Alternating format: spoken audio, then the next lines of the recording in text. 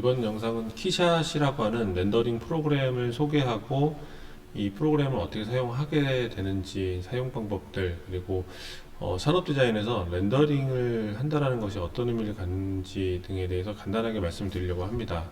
일단은 키샷이라고 하는 렌더링 프로그램을 말하기 전에 산업 디자인 쪽에서 저희는 지금 산업 디자인의 카테고리 안에서 이제 키샷 렌더링이 어떻게 쓰여지는지를 얘기를 할 건데요. 산업 디자인의 카테고리 안에서 이 렌더링이라는 그 과정이 어떤 단계에서 사용되어지고 어떤 의미를 갖는지, 그리고 일반적인 그 산업 디자인의 프로세스 같은 것들을 이해를 하시고 키샷 렌더링을 사용하신다면은 더 용도와 목적에 맞게끔 사용하시게 될 것 같습니다. 그래서 일단 렌더링 자체에 대한 소개를 하기에 앞서 간단하게 산업 디자인의 어떤 기본적인 프로세스에 대해서 좀 말씀을 드리려고 해요. 이게 모든 회사가 다 동일한 것도 아니고 모든 조직이 동일하지는 않을 겁니다. 근데 뭐 일반적인 어떤 프로세스라고 보시면 좋을 것 같고, 이 흐름이 약간씩은 다르겠지만 큰 흐름의 축은 같다고 보시면 좋을 것 같아요. 일단 여러분들이 이제 디자이너로서 산업 디자인에서 어떤 한 조직 또는 개인이 창작을 하든 아니면 개인이 제조를 하시든 디자인을 그러니까 디자인이라는 건 결국은 산업 디자인은 물건을 만들기 위한 것이거든요. 우리가 산업용품 또는 가전 또는 다양한 공예, 여러 가지 제품의 형식들이 있을 텐데, 이 모든 제품들을 만들어내는 과정이 약간씩은 다르지만 어떤 일정한 프로세스를 거치게 되어 있습니다. 우리가 어떤 생각했던 컨셉이라든가 무언가 디자인 아이디어를 바로 물건으로 만들 수 있는 게 아니거든요. 그래서 또 그 물건을 만든다라는 의미는 굉장히 많은 시간과 비용, 이런 것들이 녹아 있는 굉장히 리스크가 큰, 하나를 만들었다가 잘못되면은 그거에 대한 경제적인 또 시간적인 손실이 많은 과정의 어떤 산출물들이기 때문에 그렇게 쉽게 물건들을 바로바로 만들어 보지를 못합니다. 그래서 이런 것들을 좀 리스크를 줄이고 좀 더 효율적이고 합리적으로 물건을 만들기 위해서 어떤 과정을 거치는지 잠깐 볼 텐데요.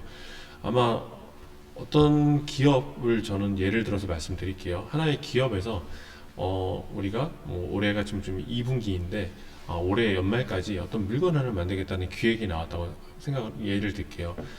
그 물건이 무엇이 될지 모르겠지만 우리는 하반기에 어떤 연령대, 어떤 사람들이 어떤 가격대를 가진 물건을 만들겠다. 그래서 그거를 얼마만큼의 가격대로 만들어서 얼마의 가격의 소비자가로 해서 출시를 할 거고, 내년도에는 몇 대 정도 판매를 목표로 해서 얼마 정도의 마진을 만기해서 기업 이윤으로 하고, 그 이윤을 바탕으로 다시 또 새로운 제품을 만들고, 이런 식의 이제 기획안이 나올 겁니다. 그러면 그 기획안이 나온 것들은 아마 디자인 부서로 먼저 이제 전달이 될 거예요. 그래서 우리가 아까 말씀했던 4분기에 이런 제품을 출시할 목적이고, 제품의 기본적인 제조 원가는 얼마가 될 거다. 그러니 이 원가와 우리가 주로 구매를 할 거라고 예상되는 어떤 사람들이 쓸 수 있는 그런 디자인을 진행해달라, 이런 의뢰를 받게 될 겁니다. 그러면 이 의뢰를 받게 된 디자인 팀에서는 갑자기 바로 스케치를 들어가서 형태를 뽑아내고 그런 게 아닙니다.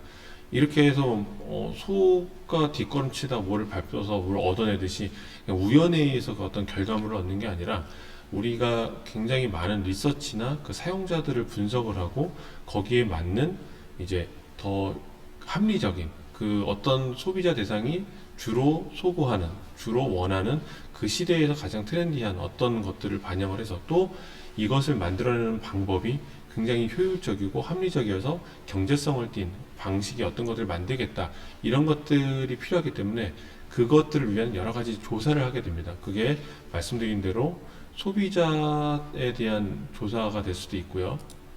그리고 물건이 만들어지는 어떤 기술적인 것들에 대한 조사가 될 수도 있고, 또 디자인 그해 디자인 트렌드, 컬러 트렌드라던가 이런 것들, 또는 소비자들이 어떤 물건을 사용해서 있었던 피드백들을 바탕으로 해서 어떤 것들을 개선할 것인지, 이런 내용들을 조사를 쭉 하게 됩니다. 그런 조사를 하게 되면은 이제 그 안에서 분석을 하게 되고, 분석을 통해서 어떤 물건의 형태로 만들겠다라는 것들이 조금씩 좁혀지고 도출이 되게 되는데요. 이런 분석 작업을 통해서 우리가 뭐 올해 예를 들어서 지금 여긴 정수기가 좀 보여지고 있는데 사용자가 편한 UI를 적용할 거고 컴팩트한 사이즈의 어떤 좁은 공간에서도 쉽게 사용할 수 있는 정수기를 만들겠다. 이런 컨셉 키워드가 나오면은 거기에 맞는 이제 키워드를 뽑아냅니다. 그러면은 우리가 어떤 게 나올지 모르게끔 막연하게 스케치를 하고 디자인 아이디에이션을 하는 게 아니라 이런 정해진 틀 안에서 그 아이디에이션을 하게 되면은 훨씬 효율적이고 빠른 결과물들을 얻어낼 수가 있게 되는 거죠. 그래서 이런 걸 바탕으로 이제 아이디어 스케치들을 진행을 하게 됩니다. 여기는 이제 또 그 제품군 외에 뭐 여러 가지 예시를 올려놨는데요.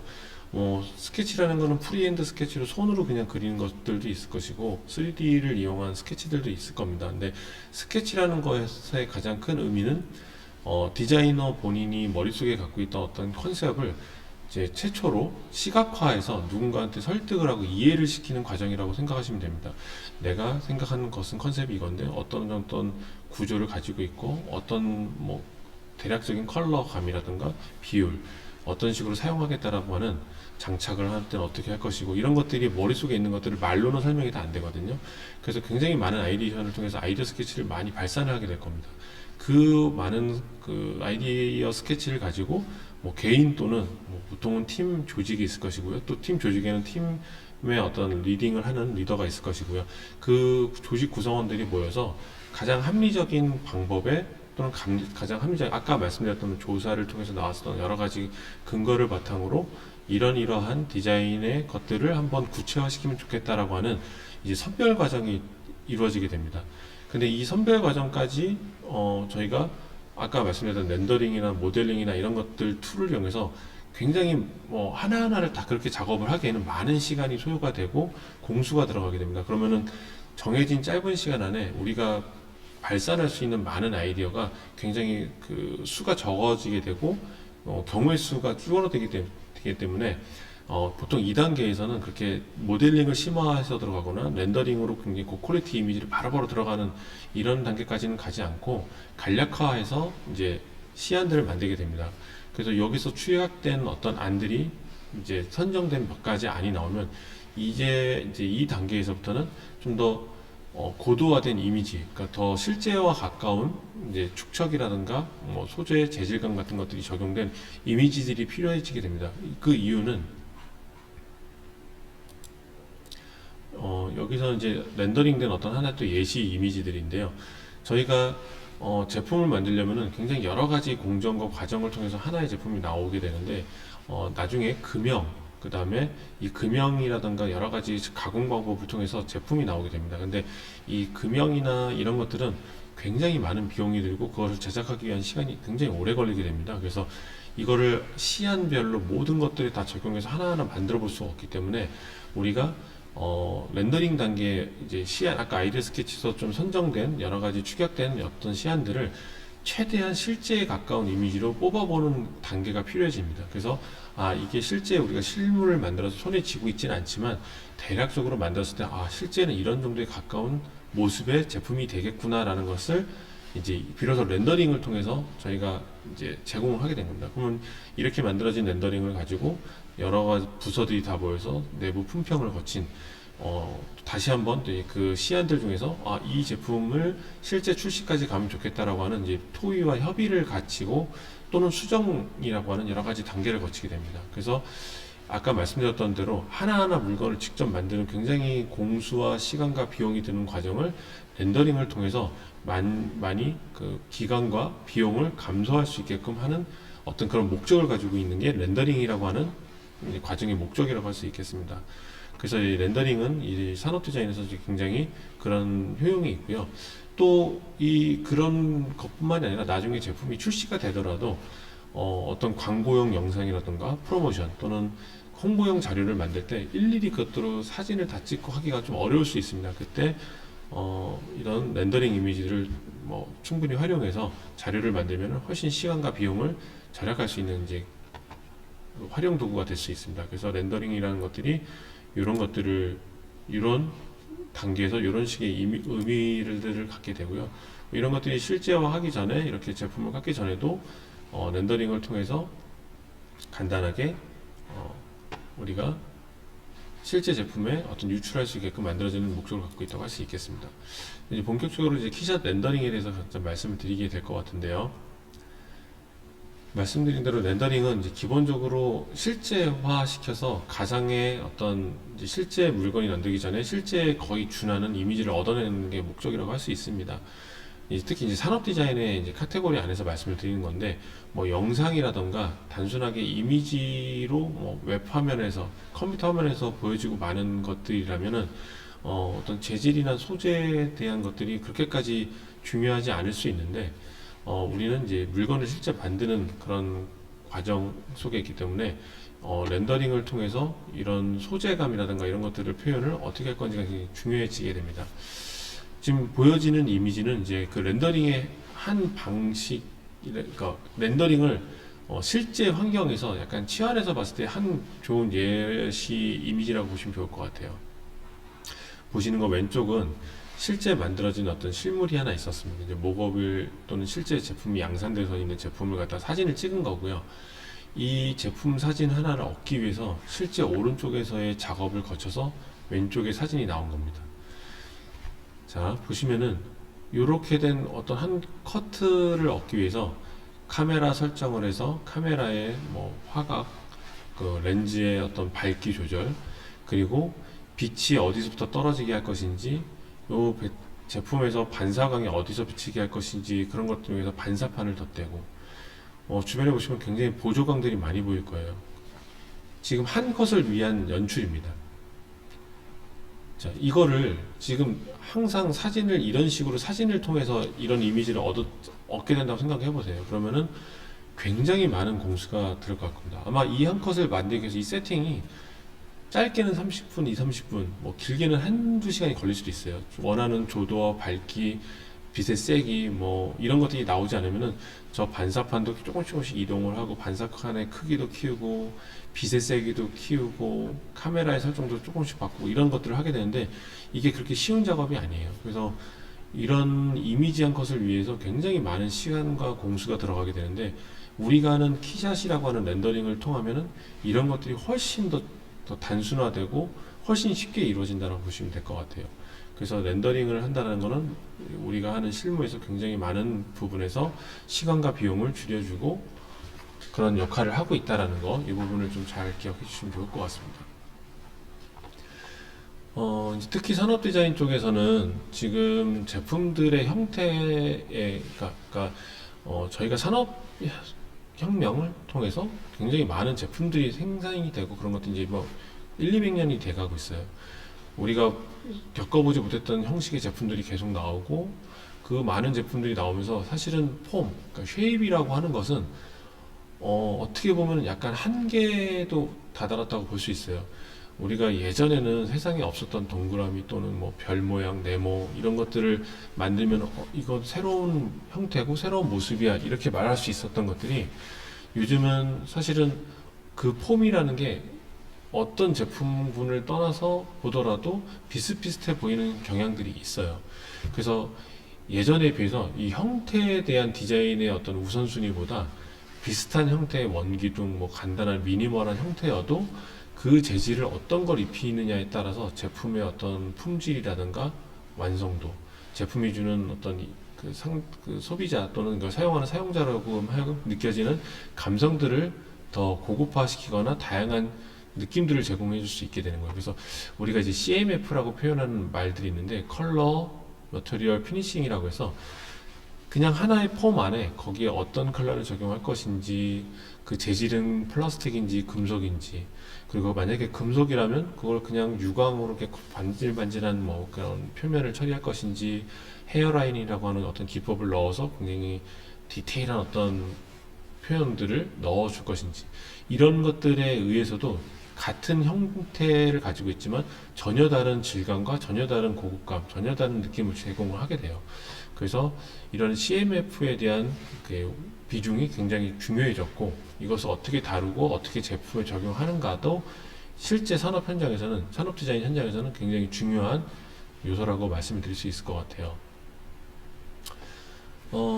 이제 키샷을 떠나서 렌더링이라고 하는 프로그램의 어떤 이제 추세 같은 거를 말씀을 드리면은, 어, 이제 리얼타임 렌더링이라고 하는 것이 대세가 되었어요. 그러니까 예전에, 이건 아주 예전이기 때문에 여러분들이 보신 적이 있을지 모르겠지만, 예전에는 렌더링을 하기 위해서 여러 가지 설정을 해요. 앞에 말씀드렸던 대로 뭐 재질도 넣고, 어떻게 조명을 주고, 이 빛의 밝기는 어떻게 하고, 화면의 각도는 어떻게 하고, 이런 설정을 한 다음에 그 결과물을 보기 위해서 그 렌더링이라고 하는 작업이 뭐 짧게는 몇십 분에서 길게는 하루 이틀이 걸리기도 하는데, 그 완성이 되기 전까지는 결과물을 보지 못하던 시기가 있었어요. 그래서 디자인을 하거나 이 렌더링을 하는 작업자 입장에서는 굉장히 조마조마한 상황들이 있었습니다. 하루 이틀 걸려서 렌더링을 했는데 그 결과물이 내가 생각하지 못했던 어떤 좀 변수가 있었다던가, 내가 생각했던 느낌이랑 좀 다른 결과물이 나왔다고 하면은 그 시간만큼 다시 시간을 쏟아서 또 다른 렌더링을 걸어야지만 이제 되는 그런 상황들이 있었어요. 그래서 굉장히 좀 많은 리스크가 있는 작업 과정이었었는데, 이제 이 키샷이라고 하는 프로그램을 이제 대표적으로 해서 최근에 나오는 여러 렌더링 프로그램들은 리얼타임 렌더링이라고 해서 내가 작업을 하면서 재질을 넣으면 그게 실시간으로 화면에서 바로바로 구현이 돼서 보여지게 되는 이런 방식으로 바뀌고 있습니다. 그래서 작업의 속도가 훨씬 빨라지고 결과물에 대한 예측이 더 정확해지기 때문에 그런 것들에 대한 오류를 줄여주는 식으로 좀 바뀌고 있습니다. 그래서 대부분 이제는 그런 방식으로 가고 있다고 보시면 될 것 같아요. 그래서 여러 가지 렌더링 툴들이 있고, 뭐 어도비에서 나온 뭐 이런 서브스턴스라고 해서 재질을 만들고 재질을 관리하고 이런 장면 연출을 하거나, 뭐 영상을 만들거나 광고 영상을 만들거나, 이런 산업 디자인 쪽에서 쓰여지는, 또는 건축 쪽에서 쓰여지는 뭐 루미온이라는 프로그램이나 넷스케이프 같은 이렇게 각각 산업군에 맞는 용도에 맞는 렌더링들이 이제 개발이 돼서 만들어지고 있고 쓰여지고 있습니다. 저희는 이제 대표적으로 이제 키샷이 산업 디자인 쪽에서 쓰여지는 프로그램이 되는 거고요. 키샷은 예전에 이제 번크샷이란 뭐 그런 이름으로 처음에 개발이 됐었습니다. 룩시온이라는 회사에서 만든 건데, 이 회사에서 만들어진 이 실시간 렌더링이라고 하는 게 가장 큰 특징이었고요. 이 실시간 렌더링을 통한 방식으로 이제 나중에 키샷이라는 이름으로 바뀌었고요. 이게 지금 23으로 지금 여기 화면에 있는데, 실제로는 이제 25 뭐 이런 버전까지 와 있습니다. 이 키샷 렌더링에 대한 이제 정말 가장 대표적인 특징 중에 하나가 실시간 렌더링이라고 말씀드렸어요. 이제 내가 작업을 하면은 그 실시간으로 화면에서 내가 재질을 넣거나 한 것들이 바로바로 적용이 돼서 실제처럼 보이게끔 그런 것들이 이제 가능해졌는데, 이 렌더링 툴에서 가장 또 특징적인 것 중에 하나가 CPU, 그러니까 컴퓨터 연산 장치 중에 중앙 처리 장치를 이용한 렌더링을 하는 게 가장 큰 특징이었어요. 지금은 물론 이제 GPU 렌더링이라고 하는, 제가 뒤에 또 말씀을 드리겠지만, 그래픽 카드를 활용한 렌더링이 이제 같이 병행해서 두 개를 선택적으로 쓸 수가 있게 됐는데, 예전에는 CPU 렌더링을 할 수 있는 게 큰 장점 중에 하나였어요. 이게 왜 그랬냐면은, 이 그래픽 카드라는 게 사실 굉장히 또 고가의, 현재도 마찬가지고 예전에도 그렇고 굉장히 고가의 어떤 컴퓨터 장비 파트였습니다. 근데 모든 컴퓨터에는 사실 CPU라는 게 기본적으로 있었거든요. 뭐 여러분이 아시는 인텔이라든가 AMD 같은 CPU를 만드는 회사들이 있었고, 기본적으로 컴퓨터는 이 CPU를 통해서 그 연산을 하게 되어 있었는데, 그 전에 있었던 그 프로그램들은 이 CPU 연산이 아니었기 때문에 고가의 그래픽 카드를 장착해야지만 뭐 연산을 할 수 있었다, 렌더링을 할 수 있었다라는 좀 단점 또는 불편한 점이 있었는데, 이 키샷이 CPU 렌더링을 하면서 일반적인 PC에서도 렌더링이 가능하게 해줬다. 이게 사실 초창기의 가장 큰 메리트이자 특징이었어요. 실시간 결과로 보여줄 수 있다는 거, 이런 것들은 이제 이 프로그램이 가지고 있는 개별적인 뭐 장점들인데, 뭐 여타 프로그램들도 있는 것들이기 때문에 이런 것도 잠깐 넘어가고요. 이제 말씀드렸던 이제 키샷을 구동하기 위해서는 이제 컴퓨터의 하드웨어적인 성능이 되게 중요한데, 예전에는 아까 말씀드렸던 대로 CPU라고 하는 것을 이용해서 렌더링을 했기 때문에 CPU의 성능이 좋으면 이제 당연히 연산 속도가 빠르고 좋았어요. 근데 최근에 여러분이 아시다시피 이제 게임용 그래픽 카드로 이제 아마 엔드라이브가 아니라 그 엔비디아의 뭐 그래픽 카드 이런 것들 많이 얘기 들어보셨을 거예요. 지포스라고 한다던가, 뭐 이런 류의 그 그래픽 카드에 대한 얘기들 많이 들어보셨을 텐데 아마 게임을 좀 하시는 분들은 좀 더 쉽게 이해하실 건데 아마 이제 뭐 30, 60, 40, 몇 공, 뭐 현재는 50, 뭐 이런 식의 이제 그래픽 카드도 계속 발전을 해왔어요. 근데 이 그래픽 카드 이제를 이용한 연산이 굉장히 이제 예전에 CPU보다 훨씬 빠른 연산을 하는 이제 형식으로 개발이 되고 발전을 하면서 키샷에서도 GPU 렌더를 이제 받아들여서 이거 두 가지를 이제 선택적으로 쓸 수 있게끔 바뀌었습니다. 이 CPU 렌더와 GPU 렌더에 대한 차이는 제가 좀 이따 다시 말씀드리겠지만 일단 별도의 그래픽 카드를 통해서 이제 렌더링을 할 수 있는 게 이제 GPU 렌더링 방식이라고 할 수가 있고요. 이제 우리 컴퓨터 일반적인 컴퓨터에 다 깔려 있는 장치가 달려 있는 CPU를 이용해서 하는 것이 이 CPU 렌더인데 약간 CPU 렌더는 이런 느낌으로 생각하시면 좋을 것 같아요. 1에서부터 10까지를 연산을 하는데 하나하나를 단계별로 굉장히 꼼꼼하게 하나하나 연산해서 10까지 간다. 이런 느낌이라고 보시면은 GPU 렌더는 1에서부터 10까지가 있다고 칠게요. 그러면은 1, 2, 3, 4를 동시다발적으로 각각 단계별로 개별적으로 연산을 하는 거라고 보시면 좋을 것 같아요.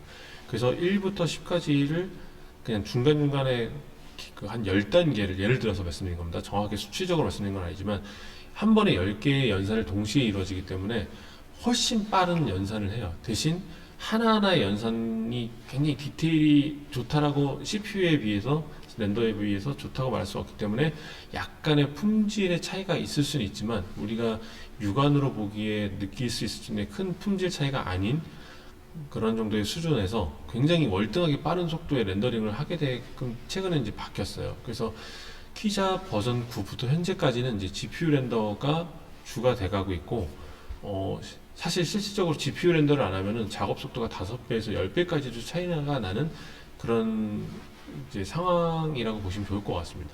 그래서 이제 GPU 렌더의 중요도가 되게 높아졌고, 실제 이 방식을 통해서 렌더를 주로 하고 있다라고 보시면 좋을 것 같고요.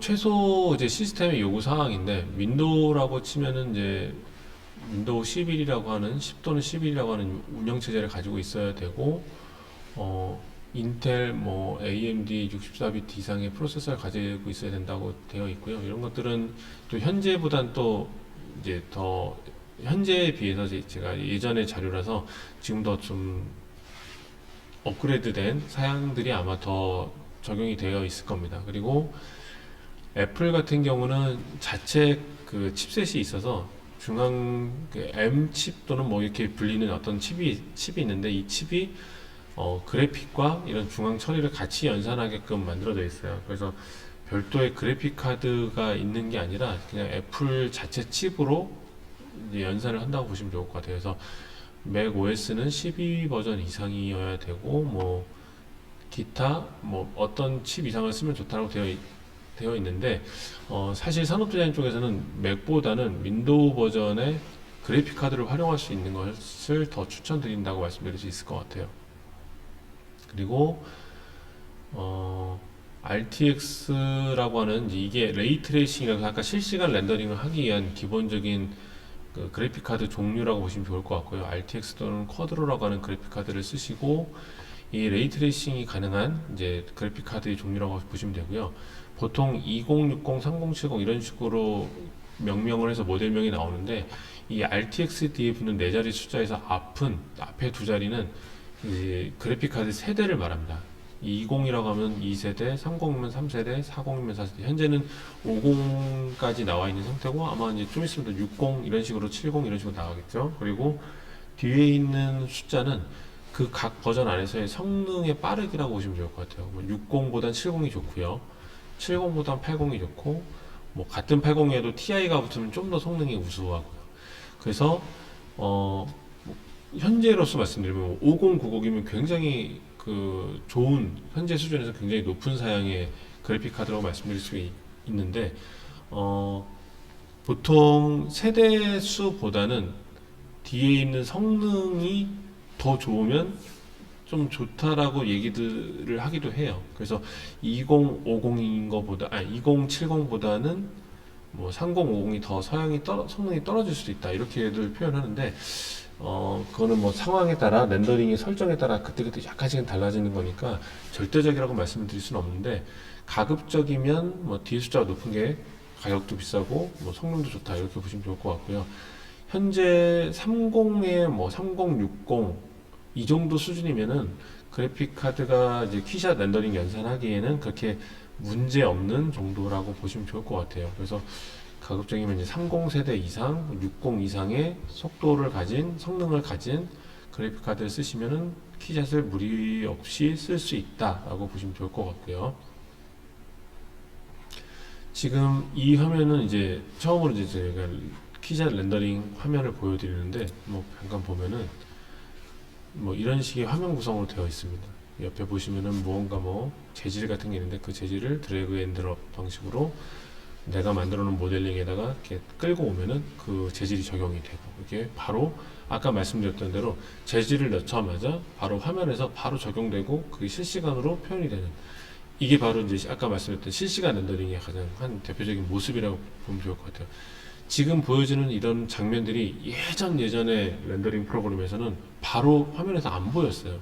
렌더링이라고는 연산을 거쳐서 몇 시간 정도 결과물을 기다린 다음에 그제서야 저희가 결과물을 확인하고, 이 느낌이 아닌데, 뭐 이 색이 아닌데, 이런 정도의 질감이 아니었는데, 이런 식으로 바꿔야 되는, 그런 굉장히 좀 불안한 요소를 좀 갖고 있었다라고 보시면 좋을 것 같습니다. 그래서 이렇게 재질을 입혀놓고 주변의 환경이나 빛 같은 것들을 바꿔서 실제 제품이 어떻게 보여질 것인지들을 이제 설정하는 이제 화면의 예시라고 보면 좋을 것 같고요.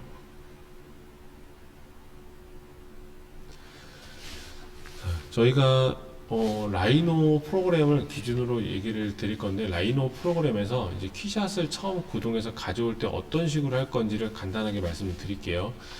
일단 라이노에서 여러분들이 어떤 모델링을 했을 거예요. 모델링을 했을 거고, 제가 뭐 예를 들어서 여기 모나미 볼펜이 하나 있는데, 이제 저희가 모델링이 다 완료가 된 상태에서 오른쪽에 보시면 레이어가 쭉 구분이 되어 있고요.